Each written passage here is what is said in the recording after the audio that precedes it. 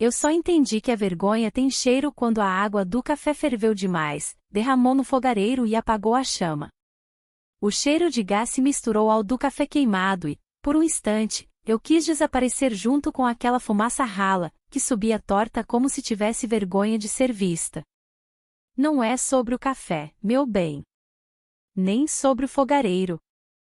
É sobre o dia em que percebi que certas coisas a gente aprende calada, antes mesmo de alguém explicar. Me chamo Zuleide Ferreira dos Anjos, mas desde menina me chamavam de Leidinha da Lagoa, por causa da Lagoa do Serrote, um fundinho d'água perto do sítio onde nasci, no interior da Bahia. Hoje tenho 81 anos e falo devagar porque as palavras, quando envelhecem junto com a gente, ficam mais pesadas. Eu carrego cada uma com cuidado, como quem carrega uma xícara rachada que ainda serve para o café de todo dia. Nossa casa era de adobe com um alpendre pequeno onde minha mãe, Dona Nair, deixava a mandioca de molho. O chão batido, as galinhas ciscando milho, o cheiro de roupa fervendo no tacho. Meu pai, seu Reginaldo, passava a maior parte do dia na roça alugada, feijão, um pouco de milho, às vezes maxixe para vender na feira. Quando ele voltava, a poeira da estrada vinha grudada na pele como uma tristeza antiga. Eu tinha 2 irmãos, Geraldo e Ivo. Eu, a única menina, aprendia cedo a caber nos cantos, da cozinha, do quarto, da mesa. De manhã, minha mãe me ensinava a bater o cuscuz e a coar café no pano. Acordávamos antes do sol porque água boa só tinha na bica quando a fila era pequena. A escola ficava a 2 léguas, e eu ia quando dava, com o caderno embrulhado num saco de açúcar vazio. Mulher tem que saber contar dinheiro e escrever seu nome, repetia minha mãe, orgulhosa quando eu rabiscava Zuleide sem errar o Z. Meu pai, por sua vez, dizia que letra demais amolece a mão para o cabo da enxada. As 2 verdades conviveram muito tempo sob o mesmo telhado. No verão de seca braba, a comida apertou. A feira em Cipó de Dentro ficou mais cara, o transporte no Pau de Arara subiu de preço, e a venda do seu Agnello começou a anotar nossos fiados com caneta grossa, aquelas letras grandes que parecem gritar vergonha. Minha mãe foi até ele uma tarde, lenço amarrado na cabeça, e pediu mais prazo. Eu segui de longe, segurando o avental. Lembro do balcão de madeira, das latas de querosene, do pote de balas de melado perto da caixa. Lembro, sobretudo, do jeito que o seu Agnello passou a mão devagar na barba enquanto escutava, como quem pesa uma coisa que não é produto, mas tem preço. Dona Nair, a senhora sabe, ele disse, sem terminar. Eu sei, seu Agnello. O senhor sempre ajudou. Ajudo de novo. Mas a senhora manda a menina umas tardes aqui. Pra varrer, passar pano, ajudar no balcão. Dou um abatimento bom. Reais, o suficiente para aliviar a lista. Ele não disse o número. Nem precisava. Minha mãe olhou para mim, e foi um olhar de conta que não fecha. Não era convite, ou era arranjo. Naquele dia aprendi uma aritmética que não vem nos cadernos. Quando falta feijão, sobra silêncio. Comecei a ir à venda às quartas e sextas. Varria cedo, lavava os copos de caldo de cana, numerava as cadernetas.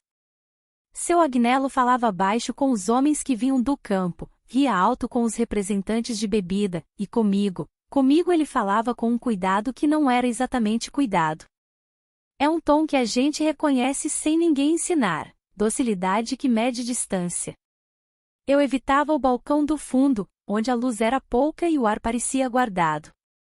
Na primeira semana, ele trouxe uma fitinha azul para amarrar no meu cabelo, disse que combinava com meus olhos. Eu não sabia se agradecia. Geraldo riu em casa, viu, Leidinha? Já tá ganhando presente. Minha mãe guardou a fita numa caixinha e disse que eu usasse só no domingo, para não estragar. Meu pai não disse nada. Esse foi sempre o modo dele de participar, calar é também uma fala. Os tropeços começaram pequenos, para caberem na rotina. Um dia, seu Agnello me ensinou a anotar as saídas no caderno maior. ficou colado ao meu ombro, a voz soprando assim, minha filha, e a ponta dos dedos encostando de leve na minha nuca, como quem ajusta a postura. Outro dia, ele precisou mostrar o estoque do fundo. As portas do depósito rangiam como coisa velha que resiste a abrir. Entrei, respirei o cheiro de saco de farinha e madeira úmida. Ele acendeu uma lâmpada fraca, meio amarela, e explicou que ali era melhor para guardar o açúcar por causa das formigas.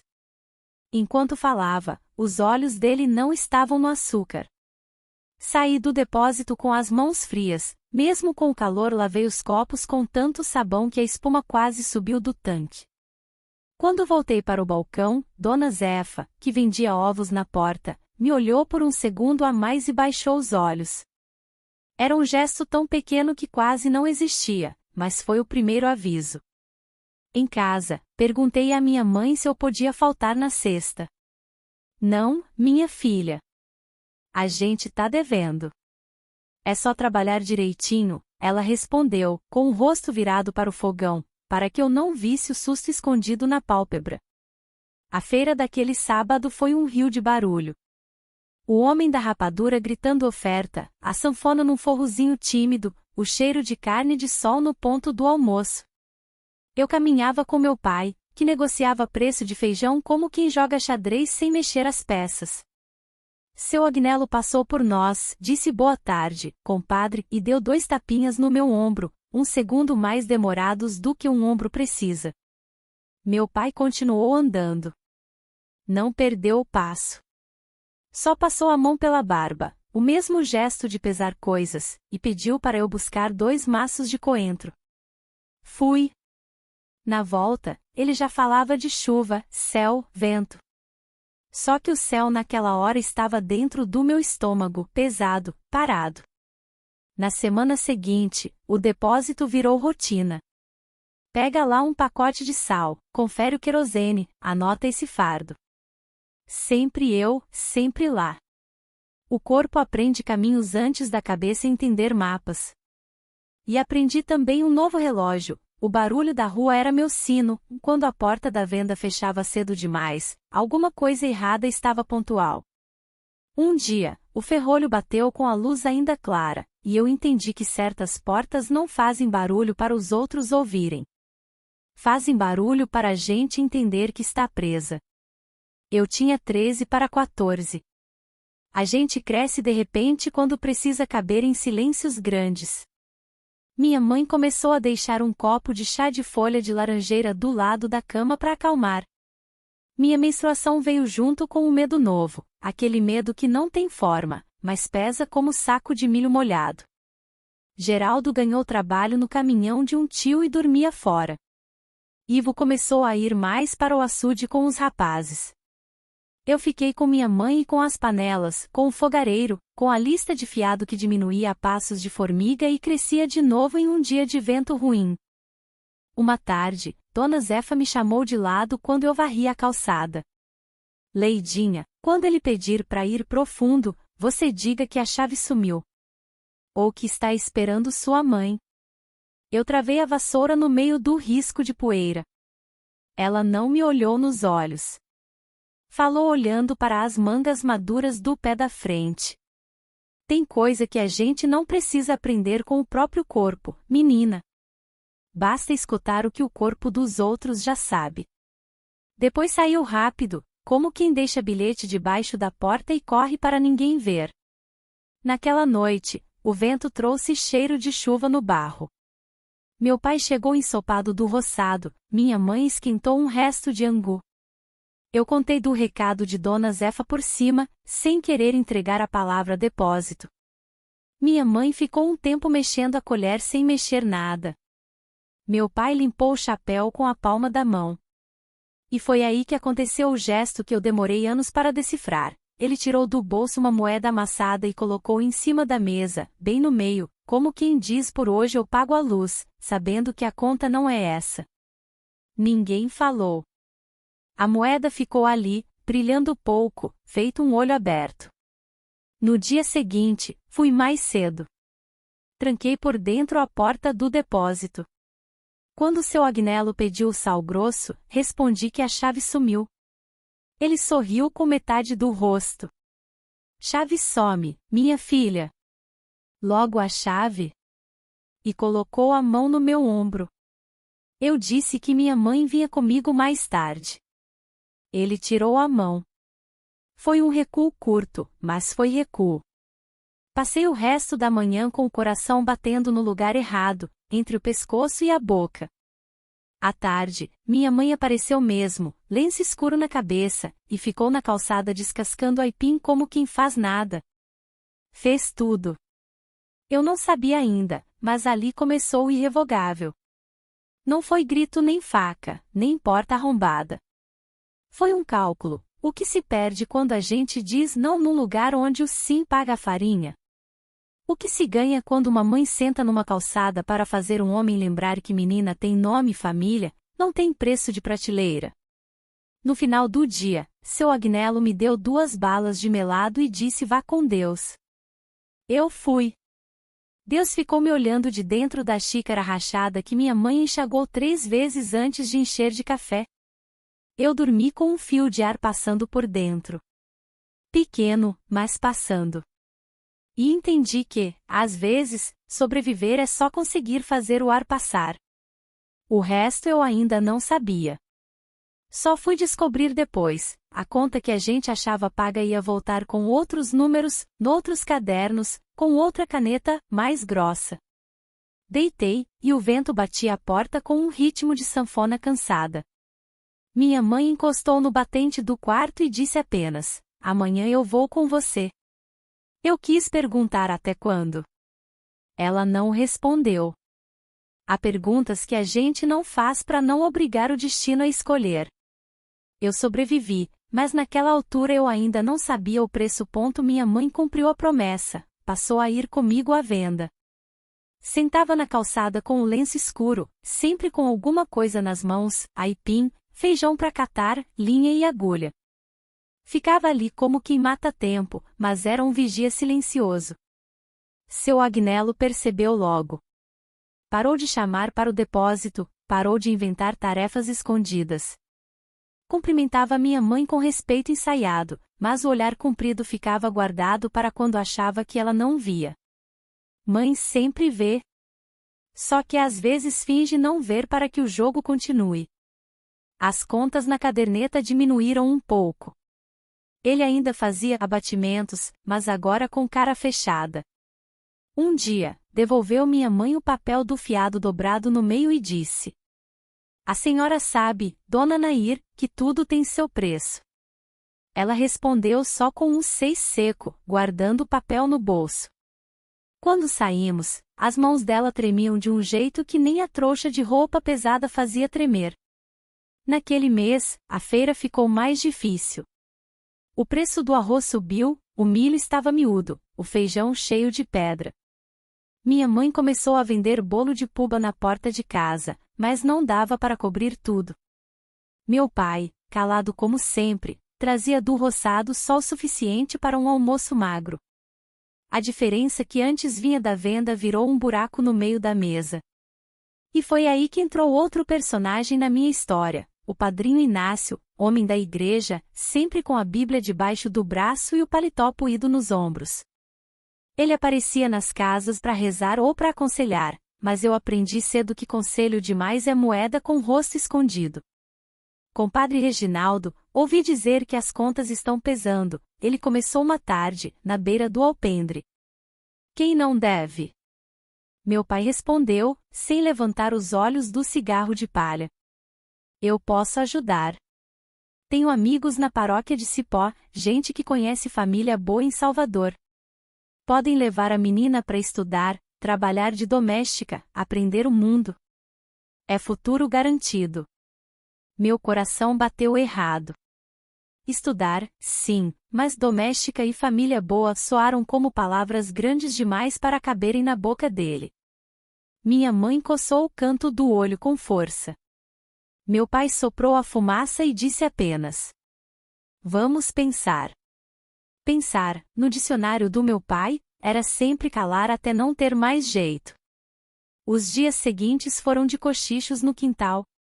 Eu fingia não ouvir, mas cada frase caía como pedra no meu ouvido. Melhor do que dever na venda, pelo menos come bem, família de respeito não deixa faltar nada. Eu sentia que o não que minha mãe tinha me ensinado a dar na porta do depósito voltava agora com um preço multiplicado, talvez a própria distância da minha casa. Uma manhã, acordei cedo com vozes baixas. O padrinho Inácio tinha voltado. Vi pela fresta da janela ele entregar uma sacola à minha mãe. Dentro, pacotes de arroz, café, açúcar. Vi também a sombra de um papel dobrado, parecia dinheiro. Minha mãe hesitou, mas aceitou. Olhou para mim rápido, como se pedisse desculpas sem palavras. Nesse mesmo dia, Geraldo, meu irmão mais velho, voltou da estrada. Estava queimado de sol, as roupas fedendo a gasolina de caminhão. Trouxe os trocados, mas também trouxe um aviso. Por onde andei, todo mundo comenta. Falam que pai anda vendendo a menina. As palavras bateram na parede e voltaram para dentro de mim. Vendendo. Eu não era saco de feijão. Mas entendi que, para o povoado, era assim que parecia. A notícia corre mais rápido que cavalo solto. Na feira de sábado, percebi. As mulheres me olhavam de cima a baixo, com pena disfarçada. Os homens sorriam enviesado, como quem já sabe do destino alheio. Dona Zefa, que sempre me dava recados, desta vez não falou nada. Só apertou minha mão forte demais. O silêncio dela foi grito. Na volta, minha mãe andava cabisbaixa. No caminho, paramos no cemitério pequeno, ao lado da capela de barro. Ela acendeu uma vela torta diante da cruz de madeira da minha avó e murmurou: Mãe, me ajuda a não errar com essa menina. Naquela noite, meu pai chegou mais cedo do roçado. Sentei perto da porta e ouvi quando ele falou. Inácio já arrumou. Mês que vem a menina vai para Salvador. Casa boa, patrão direito. Minha mãe não respondeu. Apenas encostou as costas na parede e fechou os olhos. Fui deitar com a boca seca. As telhas estalavam com o vento quente. A xícara rachada ainda estava no escorredor, e nela ecoava o aviso: cada recusa tem dívida, cada dívida tem cobrador. Eu não sabia ainda, mas aquela decisão ia me tirar não só da casa, como também de tudo que eu entendia por infância. A decisão foi tomada sem que me perguntassem. Quando dei por mim, minha mãe já costurava uma mala de pano com restos de tecido, juntando 2 mudas de roupa, um lenço e um par de chinelos gastos. Leva isso e o terço da sua avó, disse, enfiando também uma imagem pequena de Nossa Senhora no fundo da mala, como se um santo coubesse entre costura e sabão de cocô. No dia da partida, o céu estava nublado, mas o calor era pesado. A estrada de terra tinha cheiro de poeira molhada. O caminhão de pau de arara ia lotado, galinhas amarradas, sacos de feijão, gente se espremendo. Padrinho Inácio me levou até o motorista, entregou um envelope e disse: Chegando em Salvador, pergunte pelo endereço. O patrão já espera. Não olhou nos meus olhos. Só ajeitou a gola puída do paletó e fez o sinal da cruz.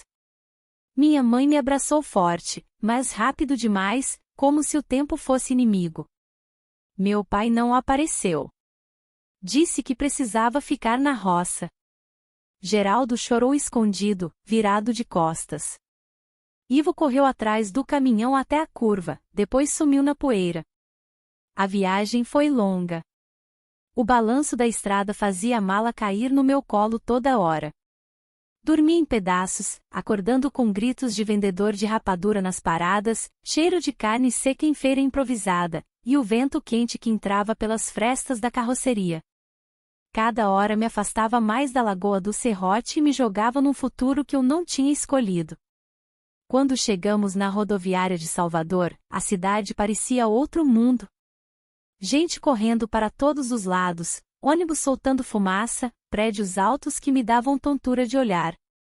Um homem de chapéu branco me esperava com uma placa improvisada, Família Rocha. Aproximou-se.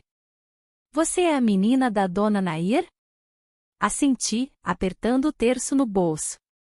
Ele me levou num carro velho até uma rua larga, cheia de casarões com grades altas.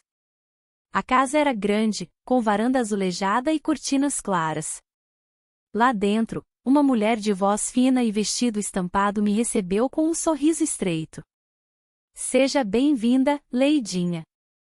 Aqui você vai trabalhar, mas também vai aprender. As palavras pareciam doces, mas o tom era de ordem. Me mostraram um quarto nos fundos, cama estreita, armário pequeno, janela que dava para o muro. É seu cantinho, disse a mulher, deixando um travesseiro limpo sobre a cama. O cheiro de lavanda forte tentava esconder a umidade das paredes. Na primeira semana, aprendi a rotina: acordar antes do sol, preparar café, varrer o quintal, ajudar na cozinha. Havia uma cozinheira velha, Dona Olga, que me ensinava os jeitos da casa. Ela falava pouco, mas os olhos diziam muito. Quando a patroa saía, Olga sussurrava: trabalhe calada, menina. Aqui é assim. O patrão, um homem alto de bigode bem aparado, aparecia pouco durante o dia. Saía cedo, voltava tarde. Mas quando voltava, gostava de passar pela cozinha, provar o feijão e comentar: essa menina cozinha bem para a idade. Vai render. Eu baixava os olhos. A voz dele era sempre calma demais, como quem mede o peso de cada sílaba. Não era elogio. Era avaliação. No domingo, fui com a patroa à missa. A igreja era enorme, cheia de vitrais coloridos. Eu olhava para as imagens, tentando encontrar a mesma Nossa Senhora pequena da minha mala. Não encontrei. Lá, tudo parecia distante, grandioso demais para ouvir menina sozinha. De volta à casa, a patroa me chamou na sala. Aqui você vai ser como filha. Mas precisa obedecer. Nada de escrever carta sem pedir, nada de sair sem companhia. Entendeu? Assenti. As palavras como filha soaram bonitas, mas caíram tortas. Filha não dorme no quarto dos fundos. As semanas viraram meses. A rotina era sempre igual: café, limpeza, cozinha, silêncio. Eu via a cidade pelas frestas do portão, via meninos correndo atrás de bola, moças com vestidos coloridos. Lá dentro, meu mundo era o pano de prato, a vassoura, a voz da patroa. Um dia, ao arrumar a estante, encontrei um caderno velho. Tinha poemas rabiscados, letras bonitas. Folheei rápido, como quem prova doce escondido. O patrão entrou de repente. Peguei o pano de pó e fechei o caderno, mas ele viu.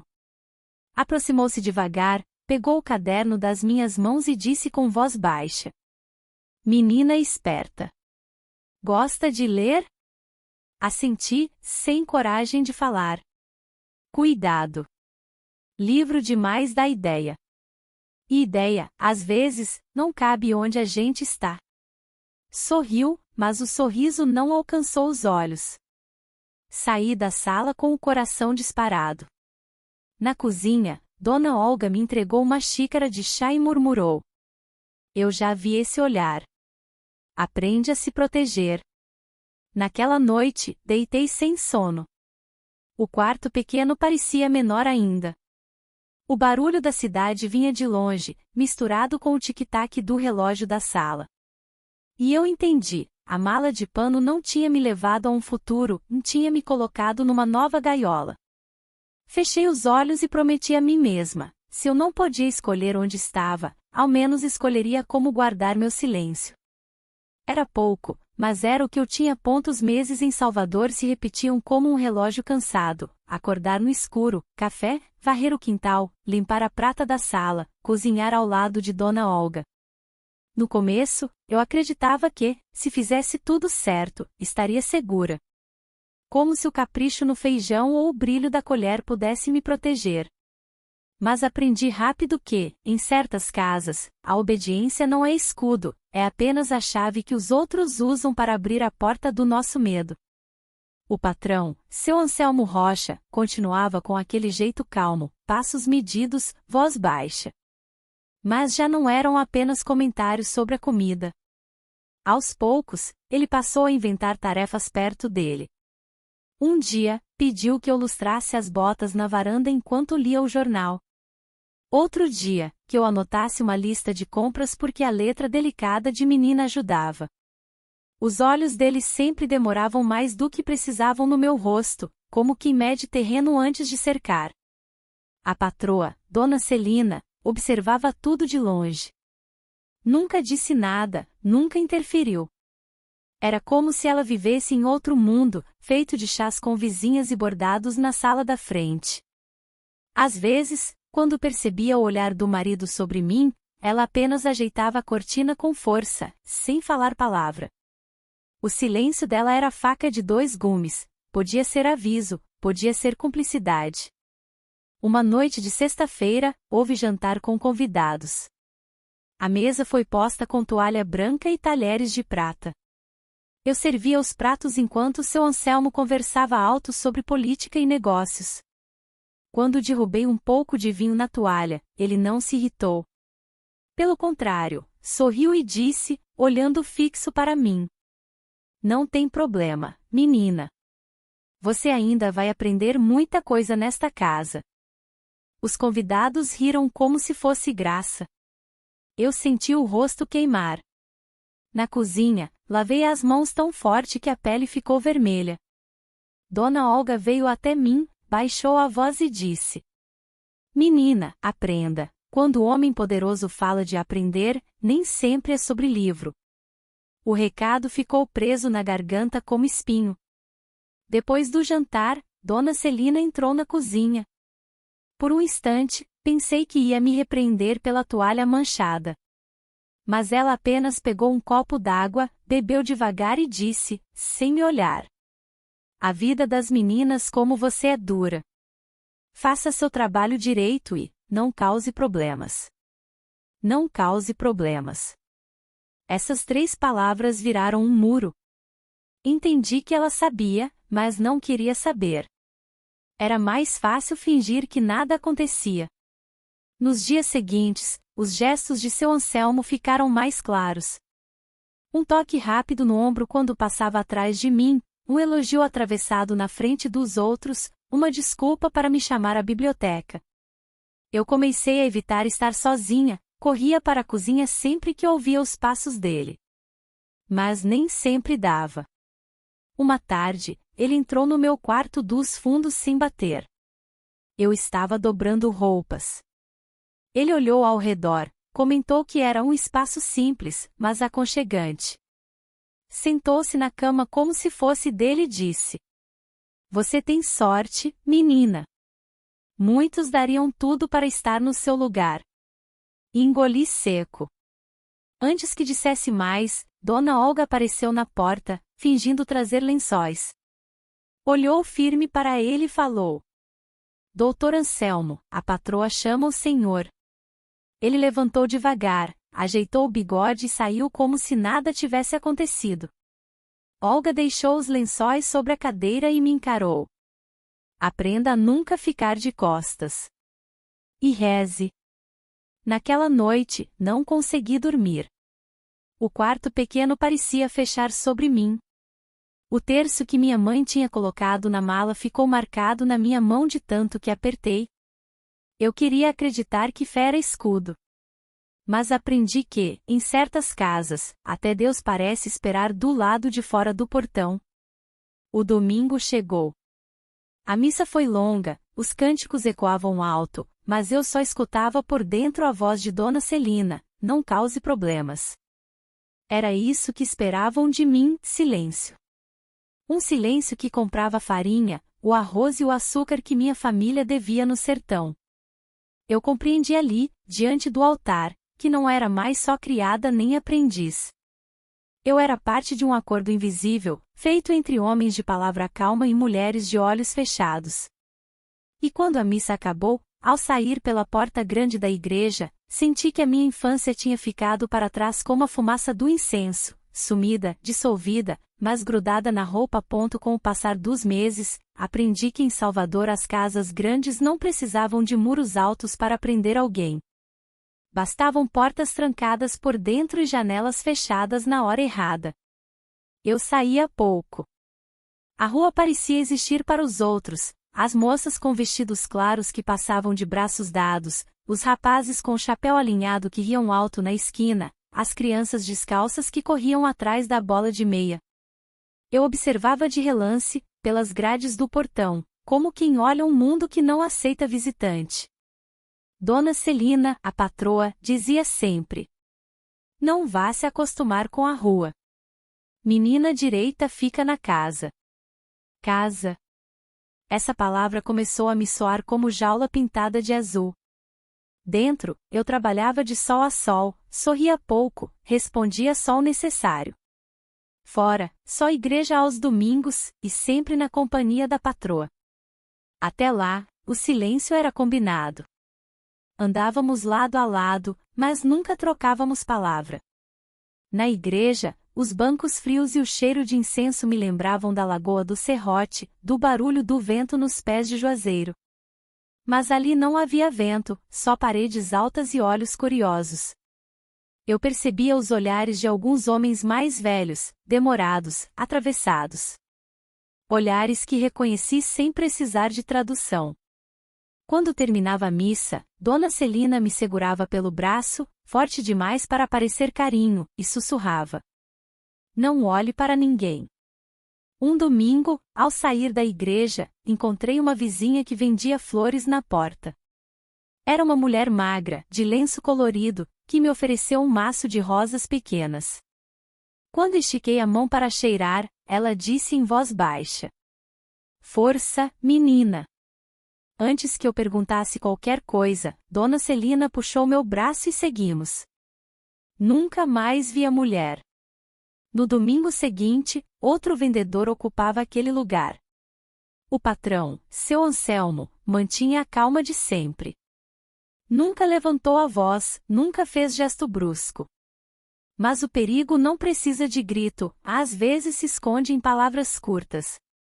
Uma noite, passando pela cozinha, ele disse: "Você sabe que sua família conta comigo." Não era aviso. Era corrente.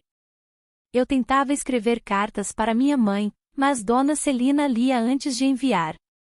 Uma vez, rabisquei que sentia falta da bica d'água da nossa terra, do cheiro do milho cozinhando. Ela dobrou a carta e disse: "Não coloque saudade demais. Vai preocupar." A carta chegou ao sertão como um pedaço de pano costurado, remendado, sem verdade. Os vizinhos sabiam, eu sentia. As paredes falam, os corredores carregam ecos. Mas vizinho prefere não ouvir. Quando eu ia buscar pão na padaria da esquina, notava as conversas baixarem. Um senhor uma vez disse: "Essa é a menina da casa dos Rocha." E outro respondeu apenas: "É." Silêncio de concordância. Silêncio de quem entende e não comenta. Dona Olga, a cozinheira, era a única que se arriscava a me dar sinais. Uma noite, deixou embaixo do meu travesseiro um bilhete escrito em letra tremida: "Não confie no silêncio da patroa. Proteja seu corpo com sua astúcia. E nunca, nunca acredite que dívida paga com silêncio deixa de ser dívida." Eu chorei em silêncio naquela noite, abraçada ao travesseiro duro. Era a primeira vez que alguém escrevia o que eu já sentia. O tempo naquela casa se arrastava. Cada refeição servida era um teatro, eu de pé, eles sentados, as vozes baixas, os olhares que me atravessavam sem pedir licença. Um dia, ao recolher os pratos, seu Anselmo deixou a mão encostar na minha por um segundo a mais. Um segundo que pesou como pedra. Dona Celina viu. E continuou a comer. Naquela noite, não dormi. O relógio da sala marcava cada segundo como gota caindo em ferida aberta. Eu comecei a perceber, não era só ele. Não era só ela. Era todo um acordo de janelas fechadas. Os olhos que viam e fingiam não ver, os ouvidos que escutavam e fingiam ser surdos. A vizinha que sumiu. O padre que me olhava com pressa. Até a rua participava do pacto, calava quando eu passava. Entendi, então, que não havia saída fácil. A cidade grande, que prometia futuro, era só outra feira com dívidas, só que aqui a moeda não era farinha, nem fiado. Era minha vida de menina. E foi nesse momento que a vergonha deixou de ser só minha. Era também da cidade, da igreja, da vizinhança. Mas a vergonha deles caía sobre mim. Eu sobrevivia cada dia como quem atravessa a ponte de corda, olhando para frente, sem ousar olhar para baixo. E no fundo do peito crescia uma certeza, um dia a corda ia arrebentar. Era fim de tarde quando ouvi a campainha. Eu estava na cozinha, mexendo um angu ralo, quando Dona Olga entrou apressada. É visita. Vista-se direito, menina. Vesti o vestido simples de algodão e fui até o corredor. Quando abri a porta da sala, quase não reconheci. Padrinho Inácio estava ali, sentado no sofá de veludo, chapéu nas mãos, o mesmo paletó puído de sempre. A cena era estranha, o homem da capela de barro, que eu conhecia do sertão, perdido entre cortinas claras e móveis brilhando de cera. Seu Anselmo sorria, oferecendo café. Dona Celina, como sempre, em silêncio, apenas ajeitando a barra da saia. Quando me viu, Inácio abriu um sorriso largo, mas os olhos não acompanhavam. Olha só como cresceu. Tá ficando moça de cidade. Engoli em seco. O sorriso dele não era de orgulho, era de quem confere mercadoria. Eles conversaram baixo, mas escutei pedaços, ajuda, dívida, arranjo justo. Meu nome surgia no meio, sempre seguido de uma pausa. Quando a conversa acabou, Padrinho Inácio me chamou de lado, perto da porta. Sua família tá comendo por sua causa. Não esqueça disso. E foi embora, deixando o cheiro de suor e poeira misturado ao perfume caro da sala. Naquela noite, não consegui jantar. Dona Olga me trouxe um prato, mas a comida travava na boca. Eu já sabia, não tinha sido levada para estudar nem para aprender. Eu era conta paga em silêncio, o favor que circulava entre homens de fala calma e mulheres de olhos fechados. Dias depois, seu Anselmo apareceu na cozinha mais cedo do que de costume. Pediu água. Enquanto eu servia, disse: Seu padrinho é homem de confiança. A gente sempre ajuda quem merece. O tom não era de elogio. Era cobrança. Eu percebi que o acordo não estava só dentro da casa, era rede maior, feita de igreja, padrinhos, vizinhos. Todos sabiam. Todos se beneficiavam do meu silêncio. Nessa semana, chegou carta de minha mãe. Escreveu pouco, em letra tremida: estamos bem. Seu pai agradece. Não se preocupe. Reconheci as palavras como se fossem ditadas. Não era carta de mãe, era recibo de dívida. Senti raiva e saudade ao mesmo tempo, como quem abraça faca. No domingo, fomos à missa. O padre falou sobre pureza e obediência. Eu não consegui levantar os olhos para o altar. Do meu lado, Dona Celina cochichou: Reze para não dar trabalho. De volta à casa, fui ao quarto dos fundos. Tirei da mala a pequena imagem de Nossa Senhora que minha mãe tinha escondido no meio das roupas. Coloquei sobre a mesa improvisada. Fiquei olhando para ela até o sono chegar, pesado, cheio de sonhos de água turva. Na manhã seguinte, acordei com barulho no corredor. Era Padrinho Inácio outra vez, falando com seu Anselmo. Escutei a frase inteira. A menina é parte do combinado. Senti o chão abrir sob meus pés. Não havia mais dúvida. Eu era parte de um contrato que nunca assinei. E ali percebi a verdade mais cruel: não bastava obedecer, não bastava calar, não bastava trabalhar. O silêncio que eles exigiam de mim não era proteção. Era o próprio preço. Deitei naquela noite com o terço na mão, mas as contas escorriam como sem mar, sem me segurar. Pela primeira vez, desejei não acordar. Mas acordei. E ao abrir os olhos, compreendi: se o destino já tinha escrito minha prisão, cabia a mim decidir como guardar a chave dentro de mim. O tempo na casa dos Rocha virou um calendário de repetições e feridas invisíveis. Cada semana trazia o mesmo ciclo: missa no domingo, jantares silenciosos, olhares demorados, cartas curtas do sertão. Mas a cada mês, a corda que me prendia ficava mais apertada. Seu Anselmo começou a me chamar para a sala quando recebia visitas. Pedia que eu servisse café, que arrumasse os livros da estante, que buscasse algum papel no escritório. Gestos simples, mas sempre diante de olhos atentos. Era como se ele dissesse, sem falar: vejam, a menina é parte da casa. Eu sorria por dentro amargo, sabendo que era vitrine, não família. Uma vez, ao servir café, deixei cair açúcar na toalha. Os homens riram, e um deles comentou: ainda desajeitada, mas aprende. Meu nome não estava na frase, mas estava. Eu senti. Na cozinha, lavei as mãos até ficarem vermelhas. Dona Olga aproximou-se e sussurrou: não é você que é desajeitada. É a armadilha que está bem armada. O corpo começou a cobrar. As noites eram curtas, o sono leve. A tosse apareceu primeiro, seca, insistente. Depois veio o cansaço. Carregar baldes de água me deixava tonta. Um dia desmaiei perto do tanque. Quando acordei, Dona Celina estava ao meu lado, abanando-me com um leque. Menina, cuide-se. Não podemos ter problema de saúde aqui dentro. Problema de saúde não era preocupação comigo.